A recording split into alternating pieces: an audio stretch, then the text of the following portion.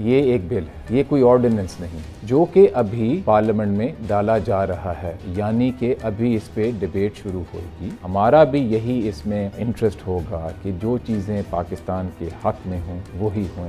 तकरीबन 20-30 साल में ये छठी दफ़ा है कि स्टेट बैंक का जो एक्ट है इसमें कोई अमेंडमेंट आएगी। ये जो अमेंडमेंट अभी गई है, this is part of a broader process to modernise the central bank in light with latest development. सबसे पहले स्टेट बैंक का मकसद होना चाहिए कि महंगाई को कम करें। दूसरा मकसद स्टेट बैंक का ये होना चाहिए कि मालियाती इस्तेहकाम लाए, और तीसरा मकसद इसका ये होना चाहिए मुआशी तरक्की लाए। और फिर स्टेट बैंक से पूछा जाए कि ये आपके 3 मकासद से आप बताएं आपने क्या किया। अकाउंटेबिलिटी शुरू होती है क्लैरिटी ऑफ ऑब्जेक्टिव। सारी अपॉइंटमेंट्स जो हैं स्टेट बैंक की गवर्नमेंट ही करती है, गवर्नमेंट ही करेगी। मॉनेटरी पॉलिसी बोर्ड था जो कि इसका एक पुल का काम होता था, अब वही हटा दिया गया है। ये कोई अकलौता बोर्ड नहीं है कि जिससे कोऑर्डिनेशन हो रही है। स्टेट बैंक को ईसीसी की मीटिंग्स में बुलाया जाता है और प्रिंसिपल बॉडी तो वही है economic coordination committee of the cabinet, तो वहाँ पे कोऑर्डिनेशन होती है। इसके अलावा गवर्नमेंट पे